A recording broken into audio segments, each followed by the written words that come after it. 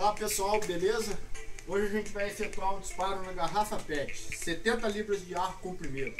A gente vai explodir para ver o que acontece. Vou utilizar uma carabina 5.5 Nitro Advanced. O disparo vai ser a 12 metros.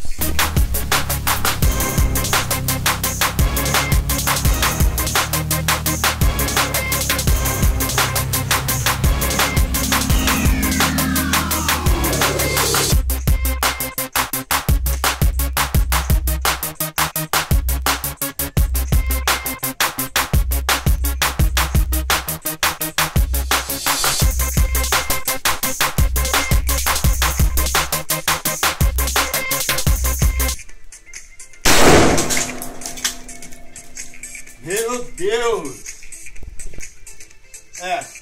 Não deu nem pra catar os pedaços da garrafa PET, mas o que sobrou tá aqui, né? E tá aí.